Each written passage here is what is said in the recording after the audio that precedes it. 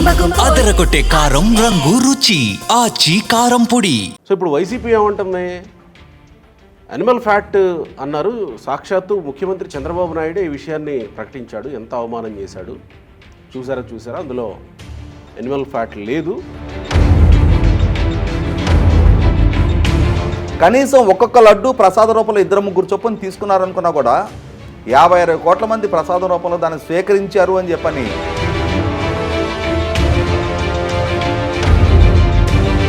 అసలు నెయ్యి సరఫరా చేయాల్సిన దగ్గర నెయ్యి కాకుండా పామోలిను కెమికల్స్ కలిపి దానికి నెయ్యి ఫ్లేవర్ కలిపి పేరుని నాని అలియాస్ పేరుని వెంకటరామయ్య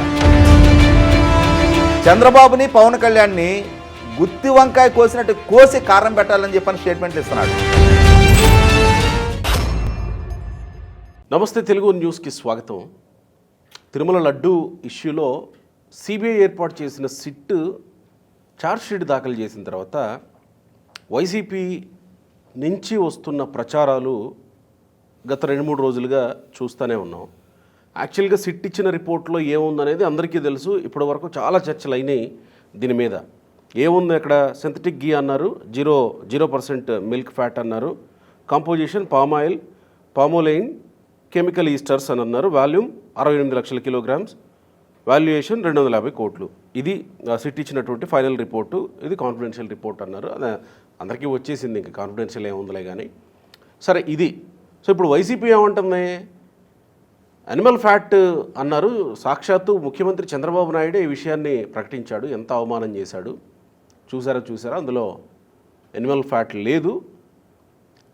ఇంత దుర్మార్గమా అని వైసీపీ ప్రచారం చేస్తుంటే మాజీ మంత్రి పేరు నాని మాట్లాడింది ఇంకాస్త దానికి కాస్త రెట్టింపులాగా అయ్యింది.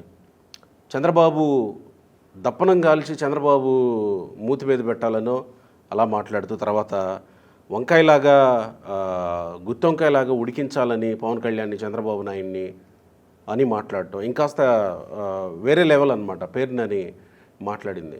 అయితే వాస్తవంగా ఇది జంతువుల కొవ్వు కలవలేదు అన్నారు కానీ కల్తీ జరగలేదు అని అనలేదు కదా అనేది ఇంకొక వాదన. అయితే ఈ స్థాయిలో వైసీపీ ప్రచారం చేయడానికి వైసీపీకి అవకాశం ఇచ్చిందా సిట్టు అనేదే చర్చ.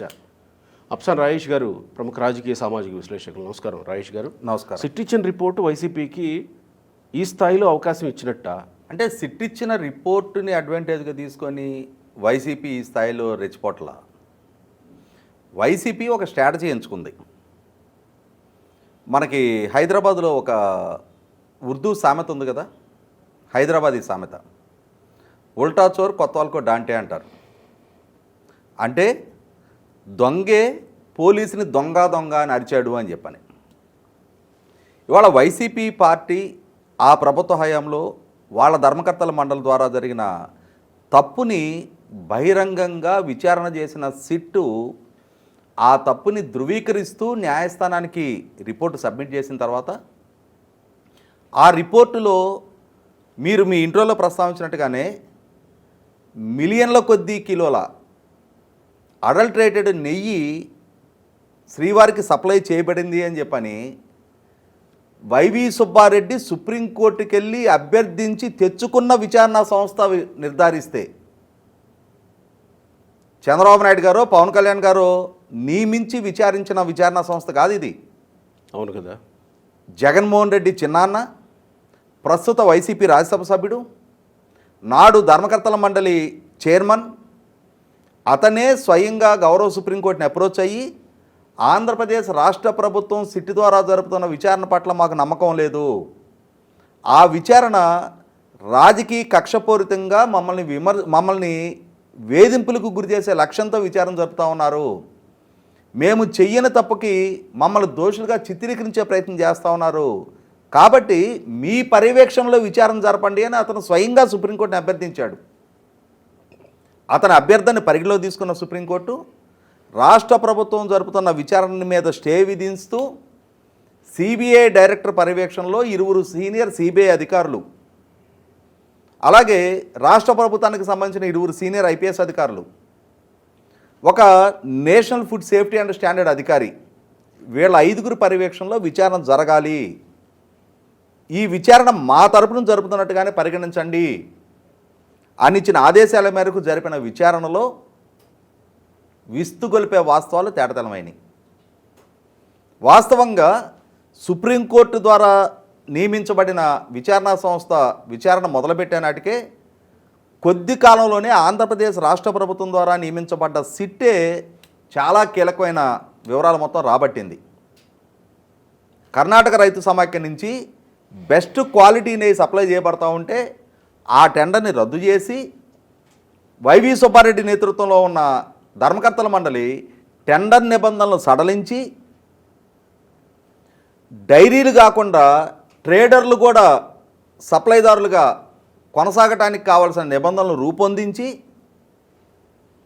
1 లీటర్ ప్రాసెస్ చెయ్యని బోలేబాబా డైరీకి టెండర్ కట్టబెట్టి లోయెస్ట్ ప్రైస్ ప్రాతిపదిక మీద ఈ టెండర్ కట్టబెట్టారు. బెస్ట్ క్వాలిటీ ప్రాతిపదిక మీద కేటాయించాల్సిన సరఫరా ఒప్పందాన్ని లోయెస్ట్ ప్రైస్ ప్రాతిపదిక మీద కేటాయింపు చేశారు. ఎప్పుడైతే బెస్ట్ క్వాలిటీ కాకుండా లోయెస్ట్ ప్రైస్కి ప్రాధాన్యత ఇచ్చావో ఆటోమేటిక్గా క్వాలిటీ విషయంలో కాంప్రమైజ్ కావాల్సి వస్తుంది. ఆ విధంగా కాంప్రమైజ్ అయ్యే నిర్ణయం తీసుకుంది వైవి సుబ్బారెడ్డి నేతృత్వంలో ఉన్న ధర్మకర్తల మండలి. ఇవన్నీ నిర్ధారణ చేస్తూ ఏ డైరీలు సరఫరా చేశాయి, ఏ ప్రోడక్ట్ని వాళ్ళు నెయ్యి రూపంలో సరఫరా చేశారు, ఎలా సరఫరా చేయగలిగారు, అలా సరఫరా చేసిన ఉత్పత్తి అది అడల్టరేటెడ్ అని చెప్పని టీటీడీ అధికారులు కనిపెట్టినా, ల్యాబ్లో నిర్ధారణ అయినా అదే సరఫరాని కొనసాగించిన తీరు, అలా కొనసాగించడానికి ఏ పర్చేసింగ్ కమిటీలో ఉన్న జీఎం స్థాయిలో ఉన్న సుబ్రహ్మణ్యం అనే అధికారి ఎలా సహకరించాడు, డైరీల నుంచి వైవి సుబ్బారెడ్డి పిఏ చిన్నప్పన్న అనే అతను కేజీకి 25 రూపాయల కమిషన్ ఎలా అడిగాడు, ఎంత డబ్బు చేతులు మారింది, ఇవన్నీ స్పష్టమైన సాక్ష్యాధారాలతోటి ఎవరెవరి అకౌంట్లో ఎంతెంత డబ్బు జమ అయింది అనే అంశాలను కూడా నిర్ధారిస్తూ సిబిఐ ఇవాళ న్యాయస్థానం దృష్టికి ఒక ఛార్జ్షీట్ సబ్మిట్ చేసింది. 60,10,000 కిలోల అంటే 6,001 టన్ను 6,010 టన్నుల నెయ్యి లాంటి పదార్థాన్ని, అందులో 1 గ్రాము కూడా నెయ్యి లేదు అని నిర్ధారిస్తూ, మిల్క్ ఫ్యాట్ లేదు, 1 గ్రాము కూడా లేదు అని చెప్పని నిర్ధారిస్తూ ఇవాళ సిబిఐ ఛార్జ్షీట్ సబ్మిట్ చేస్తే 20 కోట్ల లడ్డూలు ఈ నెయ్యి అనే పదార్థం ద్వారా తయారు చేయబడ్డాయి. ఆ 20 కోట్ల లడ్డూల్ని మరి గడిచిన 5 సంవత్సరాల కాలంలో కనీసం ఒక్కొక్క లడ్డు ప్రసాద రూపంలో 2-3 చొప్పున తీసుకున్నారనుకున్నా కూడా 50-60 కోట్ల మంది ప్రసాద రూపంలో దాన్ని స్వీకరించారు అని చెప్పని నిర్ధారణ చేస్తూ ఇవాళ రిపోర్టు సబ్మిట్ అయితే అసలు సిసలు ఆధ్యాత్మిక చింతన, దైవభక్తి, ఆ శ్రీవారి పట్ల నమ్మకం ఉన్న ఏ వ్యక్తులైనా సరే మొట్టమొదట జరిగిన అపచారానికి, జరిగిన తప్పుకి క్షమాపణలు వేడుకొని ప్రాయశ్చిత్తం చేసుకోవాలి. కానీ వీళ్ళు ఏం చేస్తున్నారు, రాష్ట్ర ముఖ్యమంత్రిగా చంద్రబాబు నాయుడు గారు ఎన్డీడీబీ రిపోర్టు బేస్ చేసుకొని ఆయన ఒక స్టేట్మెంట్ ఇచ్చారు. ఎన్డీడీబీ రిపోర్ట్లో క్లియర్గా జంతు అవశేషాల ప్రస్తావన ఉంది. అదే అంశాన్ని ప్రస్తావిస్తూ ఆయన ఒక స్టేట్మెంట్ ఇచ్చారు. దానికి ప్రాధాన్యత ఇస్తున్నారు. అంటే జంతు అవశేషాలు కలిస్తేనే కల్తీయా? అసలు నెయ్యి సరఫరా చేయాల్సిన దగ్గర నెయ్యి కాకుండా పామోలిను కెమికల్స్ కలిపి దానికి నెయ్యి ఫ్లేవర్ కలిపి నెయ్యి వాసన వచ్చేలాగా చేసి దాన్ని సరఫరా చేస్తే 5 సంవత్సరాల పాటు శ్రీవారికి స్వచ్ఛమైన ఆవు నెయ్యితో నివేదించాల్సిన ప్రసాదం స్థానంలో పామోలిన్తో తయారు చేసిన ప్రసాదం నివేదించారు అని చెప్పని వాళ్ళు నిర్ధారణ అవుతూ ఉంటే ఏ విధంగా వైసీపీ సమర్థించుకునే ప్రయత్నం చేస్తూ ఉంది? ఆ మధ్యకాలంలో జగన్మోహన్ రెడ్డి స్వయంగా ప్రెస్ మీట్ పెట్టి చంద్రబాబు నాయుడు గారిని నిందిస్తూ మన ఆలయాన్ని మన ఆలయ ప్రతిష్ట మనమే దిగదార్చుకుంటామా, చంద్రబాబు మన శ్రీవారి ప్రతిష్టని తానే మంటగలుపుతూ ఉన్నాడు, మా చిన్నాయన సూపర్ స్వామి అని చెప్తా ఉన్నాడు. అంటే ఆయన చాలా సంవత్సరాల నుంచి అయ్యప్ప మాల ధరిస్తూ ఉన్నాడు కాబట్టి అని చెప్పని ఆయన్ని ఏమంటారో కూడా తెలియదు ఈ జగన్మోహన్ రెడ్డికి. ఎందుకంటే అతనికి ఈ సాంప్రదాయాల పట్ల, ఆచార వ్యవహారాల పట్ల కనీస మాత్రపు పరిచయం లేని వ్యక్తి కావడంతో సూపర్ స్వామి అని చెప్పాడు. ఆ తర్వాత అదే వైవి సుబ్బారెడ్డికి ఎండార్స్మెంట్ ఇస్తూ రాజమండ్రి మాజీ ఎంపీ ఉండవల్లి అరుణ్ కుమార్ ఇంకో ప్రెస్ మీట్ పెట్టాడు. వైవి సుబ్బారెడ్డి చాలా ఆధ్యాత్మిక చింతన కలిగిన వాడు. ఆయన గ్రహణం సందర్భంగా గ్రహణం విడిచిన తర్వాత తలారా స్నానం చేసినాక వంట చేసుకొని అప్పుడు కానీ భోజనం చేయడు. గ్రహణం సమయంలో భోజనం చేయటానికి కూడా ఆయన ఆసక్తి కనపరచడు. ఆయన అలా శుచి శుభ్రతతోటి మడిగట్టుకొని వంట చేస్తాడు కాబట్టి గ్రహణం విడిచిన తర్వాత నేను కూడా ఆయన ఇంటికి వెళ్ళి ఆయన ఆతిథ్యం స్వీకరించేవాడిని అని చెప్పని పిల్లికి ఎలుక సాక్ష్యంలాగా ఈ ఉండవల్లి అరుణ్ కుమార్ కూడా వచ్చి ఆ రోజు ఇతని ఆధ్యాత్మిక చింతన గురించి ఆ విధంగా మద్దతు ప్రకటించాడు.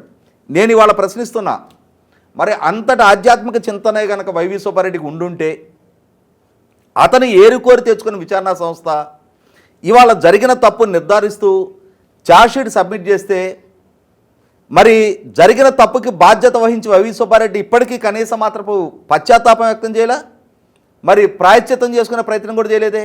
అంటే ఛార్జ్షీట్లో మా పేర్లు లేవంటున్నారుగా. ఎవరి హయాంలో జరిగింది? నువ్వేం చేస్తున్నావు?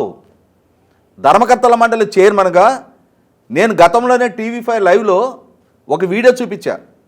వైవి సుబ్బారెడ్డి తానే స్వయంగా ఈ స్టాక్ పాయింట్ ఉంటుంది వాళ్ళ గోడౌన్, ఆ గోడౌన్లోకి వెళ్ళి అతని దృష్టికి నెయ్యి గురించి కంప్లైంట్లు వస్తుంటే ఆ నెయ్యి డబ్బా ఓపెన్ చేయించి వాసన చూసి ఈ నెయ్యి మీద అనుమానాస్పదంగా ఉంది, నాకు దీన్ని ల్యాబ్కు పంపించి విచారణ చేయించండి అన్నాడు. నీకే స్వయంగా ఆ నెయ్యి క్వాలిటీ గురించి అనుమానాలు కలిగితే ఎందుకని విచారణ చేయించలా?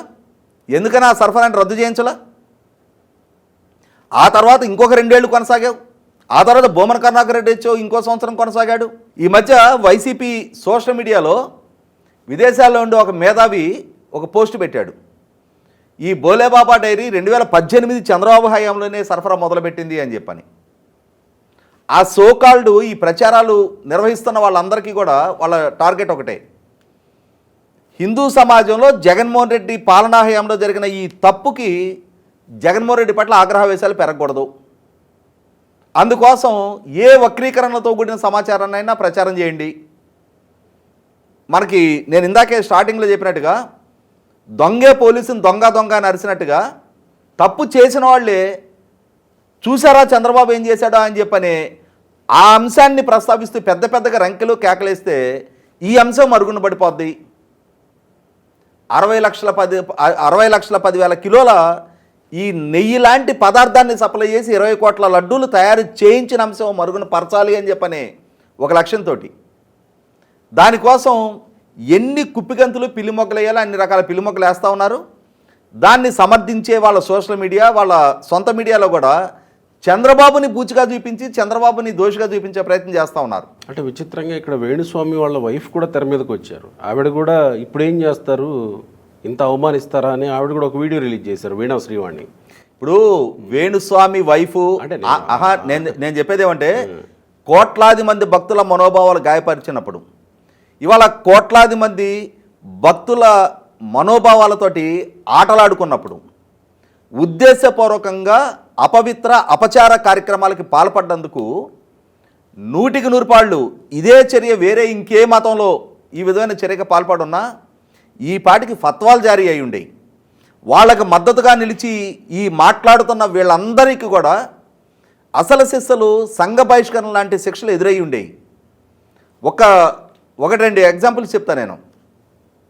శాటానిక్ వర్సెస్ అని చెప్పని సాల్మాన్ రష్డీ అని ఆయన ఒక నావల్ రాశాడు. ఆ నావెల్లో మహమ్మద్ ప్రవక్తని కించపరిచే వ్యాఖ్యలు అతని నావెల్లో ఆ అభిప్రాయాన్ని కలిగించాడు అని చెప్పని అప్పటి ఇరాన్ అధ్యక్షుడు Ayatollah Khomeini, Salman Rushdie Indian, అతను ఇంగ్లీషు రచయిత, ఆ శాటానిక్ వర్సెస్ నావెల్లో మహమ్మద్ ప్రవక్త గురించి తప్పుగా పోర్ట్రేట్ చేశాడు అని చెప్పని ఇతని శిరచ్ఛేదనం చేస్తే 30 మిలియన్ల అమెరికన్ డాలర్లు బహుమతిగా ఇస్తానని చెప్పని అతను ప్రకటన చేశాడు, ఫత్వా జారీ చేశాడు. తర్వాత 1992 బాబ్రీ మసీదు విధ్వంసం తర్వాత బంగ్లాదేశ్లో చెలరేగిన మత ఘర్షణల్లో అక్కడ మైనారిటీలుగా ఉన్న హిందూ కుటుంబాల మీద జరిగిన దాడులు, దౌర్జన్యాలు, అక్కడ మహిళల మీద జరిగిన అత్యాచారాలని మెన్షన్ చేస్తూ బంగ్లాదేశ్ ముస్లిం రచయిత్రి తస్లిమా నస్రీన్ ఆమె లజ్జా అని చెప్పని ఒక బెంగాలీ రచన చేసింది. అంటే అక్కడ ముస్లిం సమాజం మైనారిటీ అయిన హిందువుల మీద చేసిన అత్యాచారాల గురించి ఆమె ప్రస్తావించింది అని చెప్పని బంగ్లాదేశ్కు సంబంధించిన ఒక ముస్లిం మత పెద్ద ఆమె శిరచ్ఛేదనం చేయమని చెప్పని ఫత్వా జారీ చేశాడు. ఆమె కూడా పారిపోయి వచ్చి భారతదేశంలో ఆశ్రయం పొందింది. అటువంటి సంస్కృతి ఇదే విధమైన అపచారం కనుక వేరే మతాల్లో జరుగుంటే మనం చూస్తుండేవాళ్ళం. తర్వాత ఈ మధ్య చూసాం మనం, ప్రవీణ్ పగడాల అని చెప్పిన ఫాస్టరు హైదరాబాద్ నుంచి అతను మద్యం సేవించి వాహనం నడుపుతూ ప్రమాదానికి గురై మరణిస్తే అతని కుటుంబ సభ్యులకు కూడా వాస్తవం ఏంటనేది తెలిస్తే కొందరు ఫాస్టర్ల రూపంలో వాళ్ళు చేసిన హంగామా, వాళ్ళు ఇచ్చిన బెదిరింపులు చూసాం మనం. అదే సహనశీలురు శాంతి కాముకులైన హిందూ మతంలో ఈ విధమైన అపచారానికి పాల్పడ్డా ఫత్వాలు జారీ చేయబడలేదు కాబట్టి మేము ఏం చేసినా ఏ ప్రచారానికి పాల్పడ్డా చెల్లుబాటు అవుద్దన్న భావనలో ఉన్నారు. దీనికి కొనసాగింపుగానే నిన్న వైసీపీ మాజీ మంత్రి పేర్ని నాని అలియాస్ పేర్ని వెంకటరామయ్య, అతని పేరులో వెంకట ఉంటుంది, వాళ్ళ నాయన పేరు కృష్ణమూర్తి, వాళ్ళ కొడుకు పేరుకి అదే పెట్టుకున్నాడు. అంటే పేర్లోనే ఆ దైవాన్ని ఫాలో అవుతారు. ఆచరణపూర్వకంగా వస్తే రాజకీయాలే ప్రాధాన్యం, తమ స్కిన్ కాపాడుకోవటానికే ప్రాధాన్యత ఇస్తారు తప్ప తమ వల్ల ఆ దేవుడికి జరిగిన అపచారాన్ని కానీ అక్కడ వీళ్ళ ద్వారా తెచ్చిన కళంకాన్ని కానీ వాళ్ళు అడ్మిట్ కావడానికి కూడా సిద్ధంగా లేరు. లేకపోగా నిన్న అతను ప్రసంగిస్తా చెప్తున్నాడు, అప్పట్లో చంద్రబాబు జంతావశేషాలు అన్నాడు, ఇప్పుడు మీరు ఏరుకోరి తెచ్చుకున్న విచారణ సంస్థ మీకు క్లీన్ చిట్ ఇచ్చిందా?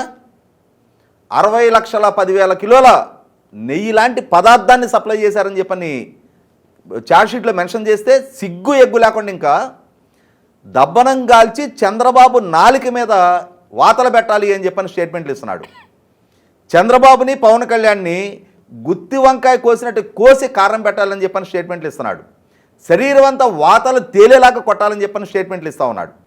అసలు సిసలు వాతలు తేలాల్సి వస్తే, అసలు సిసలు కోసి కారం పెట్టాల్సి వస్తే, అసలు సిసలు దబ్బనాలు గాల్చి వాతలు పెట్టాల్సి వస్తే దానికి బాధ్యులు నాడు వైవి సుబ్బారెడ్డి, భూమన కరుణాకర్ రెడ్డి, ధర్మారెడ్డి వీళ్ళని నియమించిన జగన్మోహన్ రెడ్డివి. అంతే తప్ప ఈరోజు వాళ్ళని సమర్థిస్తున్న చాలామందిని చూస్తూ ఉన్నాం. ఈ సోకాల్డ్ మేధావుల ముసుగులో కొందరు, ఎన్ఆర్ఐల ముసుగులో ఇంకొందరు, అలాగే నాయకుల ముసుగులో రాజకీయ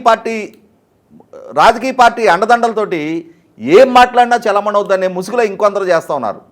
ఏం చేసినా వీళ్ళు ఏ ప్రచారాలు పాల్పడ్డా ఎంత పెద్దగా వీళ్ళు ముందెత్తుగానే అరుపులరిసి కేకలేసినా జరిగిన తప్పేంటనేది వాళ్ళ సమాజం ముందుంది. ఈ జరిగిన అపచారానికి, ఈ అపచారం పట్ల ఆగ్రహం చెందున్న ప్రజలు దీని గురించి తెలియకముందే, ఇది ఏం జరిగిందనేది ప్రజల దృష్టికి రాకముందే ఓటు రూపంలో వీళ్ళకి తగిన శాస్తి చేస్తున్నారు.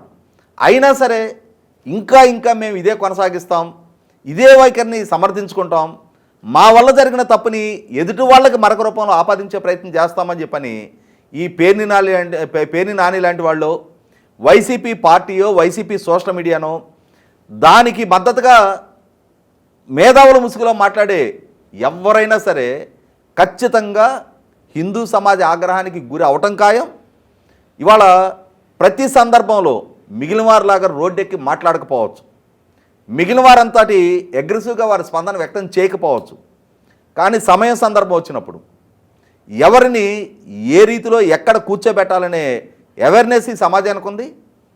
అలాగే ఆ సమాజపు ఆ చైతన్యాన్ని తక్కువ అంచనా వేస్తే, దాన్ని లోకుగా పరిగణిస్తే, శాంతి కాముకత్వాన్ని చేతకాంతనంగా పరిగణిస్తే రేపు రోజున అదే ప్రజా జీవితంలో పుట్టగతులు లేకుండా పోవటం కూడా ఖాయం. ఇప్పుడు చిన్న ప్రశ్న, ఆ రోజు ఎన్డీడీబీ రిపోర్ట్లో బీఫ్ టాలో అనే ఒక పదం వస్తే దాన్ని బట్టి చంద్రబాబు నాయుడు గారు జంతువుల అవశేషాలు, జంతువుల కొవ్వు కలిసింది ఇందులో అనే ప్రకటన ఆయన, పిగ్ ఆయిల్ అనేది ఇంకొక పదం, బీఫ్ టాలో తర్వాత పిగ్ ఆయిల్ దాన్ని ఏదో అన్నారు. అప్పుడు ఆయన ఆ మాట అన్నారు. అయితే అంటే చంద్రబాబు నాయుడు గారు ఇది రాజకీయంగా పనికొస్తుందని కాస్త ఈ మాట అనకుండా ఉంటే బాగుండేదేమో అంటే రాజకీయంగా మైలేజ్ వస్తుంది కాబట్టి ఆయన అనేసాడేమో, ఈ మాట అనకుండా కొంత రిపోర్ట్లు వచ్చే వరకు ఆగి ఉంటే బాగుండేదేమో అన్న అభిప్రాయం కూడా కొంతమంది వ్యక్తం చేస్తున్నారు. ఈ కొంతమందులు ఈ కానీలు ఈ ఫుల్ స్టాప్లు ఈ బ్యాచ్లు పక్కకు పెట్టు. NDDB national dairy development board lab నుంచి వచ్చిన రిపోర్ట్ అది. అవును, అదేదో చిన్న చితక ల్యాబ్ నుంచి వచ్చిన రిపోర్ట్ కాదు. ఇక్కడ ఒక అంశం చెప్తాను నేను. ఈ అంశం వెలుగులోకి వచ్చిన రోజున టీవీ5 లైవ్లో నేను నాతో పాటు ఫోన్ ఇన్లో మల్లిక్ పర్చూరి అని చెప్పని ఒక కెమికల్ సైంటిస్ట్ ఉన్నారు. కెమికల్ సైంటిస్ట్ ఆయన లైవ్లో ఒక అంశం మెన్షన్ చేశారు. ఈ ఎన్డీడీబీ రిపోర్ట్ని రిఫర్ చేస్తూనే బటర్ అనే దాంట్లో బ్యూట్రిక్ యాసిడ్ ఉంటుంది. బటర్ వెన్నలో ఆ కెమికల్ కాంపోజిషన్లో బ్యూట్రిక్ యాసిడ్ అనేది ఉంటుంది. ఈ వచ్చిన రిపోర్టులో నిర్ధారణ అయిన ప్రకారం 1 గ్రాము కూడా బ్యూట్రిక్ యాసిడ్ లేదు ఇందులో. కాబట్టి ఇది అసలు బటర్ ద్వారా తయారు చేసిన ఉత్పత్తే కాదు అని చెప్పని ఈ విచారణలు ఏవి జరగకముందే ఆయన లైవ్లోనే చెప్పారు. ఎన్డీడీబీ రిపోర్ట్ కంటే ముందేనా? ఎన్డీడీబీ రిపోర్ట్ వచ్చిన తర్వాత ఓకే, ఆ రిపోర్ట్ చూసి ఆయన అప్పుడే చెప్పారు ఇందులో 1 గ్రాము కూడా బటర్ కంటెంట్ లేదు, ఇది కెమికల్స్ చేత తయారు చేయబడ్డ ప్రోడక్ట్ అని చెప్పని ఆయన ఆ రోజే చెప్పారు. కాబట్టి వాళ్ళ ఇంకా సిగ్గు లేకుండా ఇంకా చంద్రబాబు అలా అనుకుని ఉండాల్సింది, చంద్రబాబు ఇలా అనుకుంటే బాగుండేది అని చెప్పని ఈ సుభాషితాలు చెప్పేవాళ్ళు అదే శ్రీవారి ప్రాంగణానికి వచ్చి అక్కడ అత్యంత నమ్మకంతో పవిత్రమైన ప్రసాదంగా భావించి స్వీకరిస్తున్న భక్తుల దగ్గరికి వెళ్ళి ఇదే మాటలు మాట్లాడమనం. రైట్, థ్యాంక్ యూ అండి.